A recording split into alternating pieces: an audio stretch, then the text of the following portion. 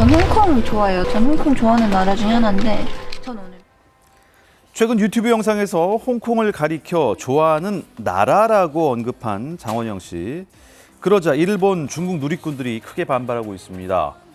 중국이 홍콩을 특별 행정구로 규정하고 하나의 중국 원칙을 강조하고 있는 만큼 홍콩을 나라라고 표현한 건 중국과 중국 팬들을 무시한 발언이라는 겁니다.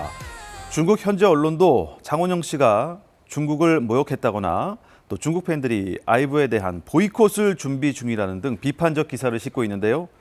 반면 국내 팬들은 해당 발언이 무대 뒤 자연스러운 모습을 찍은 비하인드 영상의 일부인데다 중국에선 과거에도 장원영 씨의 옷차림 등을 두고 소위 트집 잡기를 해왔다며 불쾌감을 나타내고 있습니다. 다카이치 사나의 일본 총리의 타이완 유사시 개입 시사 발언 이후 중일 갈등이 깊어지면서 중국의 대일본 보복 조치로 여행업계와 극장가가 직격탄을 맞은 가운데 갈등은 연예계로까지 확산하고 있습니다.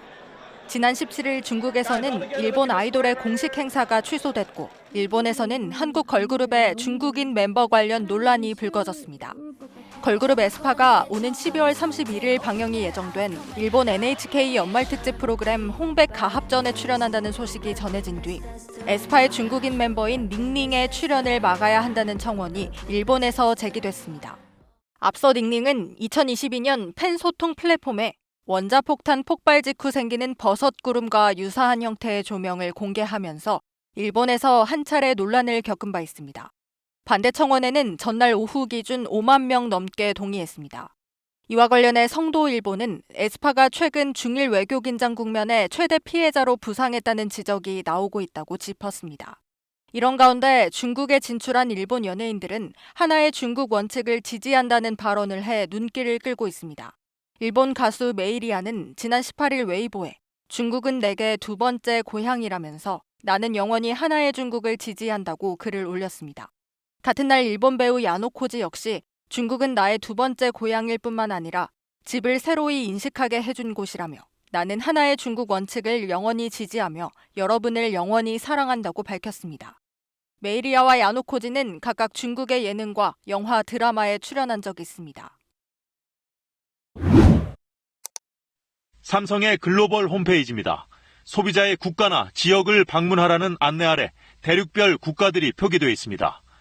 아시아 태평양엔 중국과 타이완이 따로 나옵니다.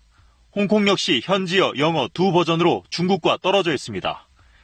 엑소의 중국인 멤버 레이의 기획사가 문제 삼은 대목입니다.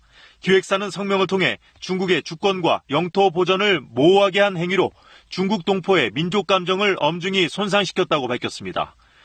타이완, 홍콩을 별개로 표시해 하나의 중국 원칙을 어겼다는 겁니다. 그러면서 삼성과의 광고 모델 계약을 해지한다고 선언했습니다. 삼성 측은 중국 지사를 통해 사실관계를 확인 중이라고 밝혔습니다. 홍콩의 반중 시위가 격렬해지고 타이완과의 관계도 악화되는 상황에서 중국은 다국적 기업들이 타이완이나 특별행정구역인 홍콩, 마카오를 본토와 별개로 표시하는데 극도로 민감하게 반응하고 있습니다. 패션 브랜드 캘빈 클라인도 홈페이지에 홍콩을 국가로 표기했다가 중국 네티즌들의 문매를 맞았습니다. 베르사체는 티셔츠 제품에 홍콩과 마카오를, 코치는 홍콩과 타이완을 별도로 표기했다가 공식 사과했고 이들 브랜드의 중국인 모델들도 계약을 해지했습니다. 이 같은 분위기 뒤엔 자국민들에게 하나의 중국 원칙을 강조해온 중국의 관영 매체들이 있었습니다.